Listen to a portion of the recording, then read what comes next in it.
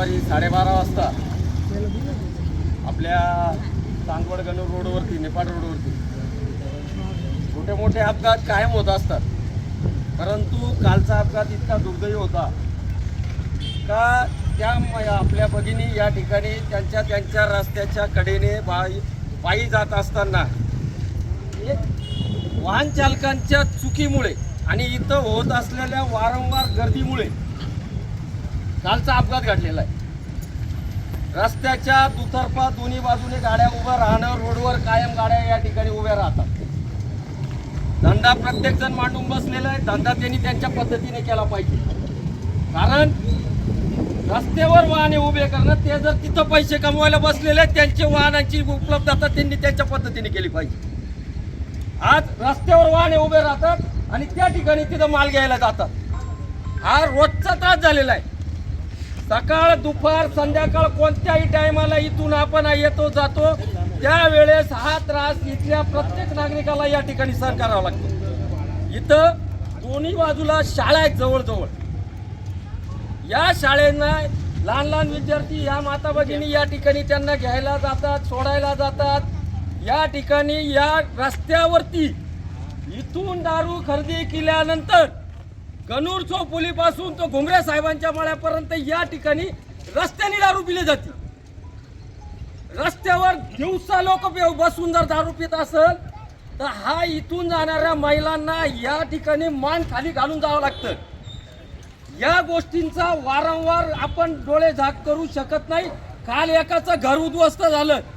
मी त्या ठिकाणी अंत्यविधीला होतो. 4थीचा मुलगा आणि पहिलीची मुलगी हे असं कुटुंब आहे. आणि 4थीच्या मुलाने आपल्या मायाबागीला आईला जर अग्निडाग देण्यासारखी जर वेळ येत असेल ना, याच्यासारखं दुर्दैव नाही. सगळ्यात महत्वाचा विषय आहे हे आपल्या घरातलं काहीतरी जळतं. या भावनेने लोक इथं बसलेले. आज आमची या सगळ्यांच्या वतीने प्रशासनाला या ठिकाणी विनंती आहे, कमीत कमी हे लोक इथं धंदा करतात, इथं पैसे कमवतात, त्याबद्दल आमचंही म्हणणं नाही. परंतु या ठिकाणी त्यांनी त्यांची सिक्युरिटी गार्ड नेमणावे. रस्त्याच्या दुतर्फा रस्त्यावर कोणतीही गाडी या ठिकाणी लागणार नाही याची खबरदारी त्यांनी घ्यायची आहे. धंदे मांडून बसलेत, पैसे कमावतायत, तर तुम्ही त्या पद्धतीने तुम्ही त्याची सोय पण केली पाहिजे. इथं नगरपालिकेने चाऱ्या खांदून ठेवलेल्या आहेत.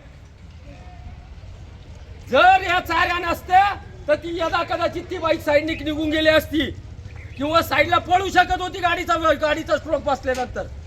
त्या स्कूटीला पहिल्या जर ती गाडी धडकत होती तर त्या बाईला पळायला जागा असती. आज तो देखील हा मुद्दा आहे.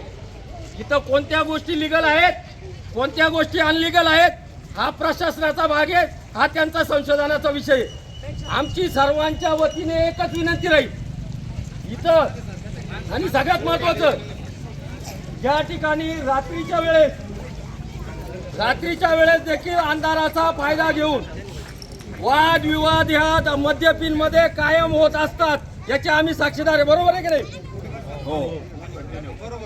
या कोपऱ्याला भानगडी, त्या कोपऱ्याला भानगडी, त्या कोपऱ्याला भानगडी, मद्यपींचा सुळसुळाट झालेला इथं.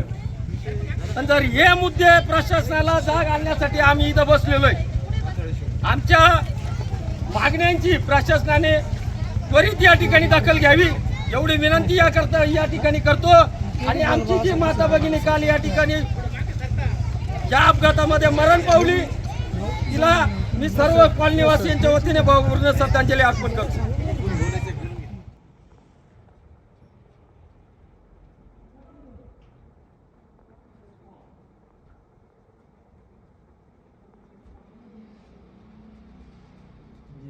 त्या पण ती चालली होती.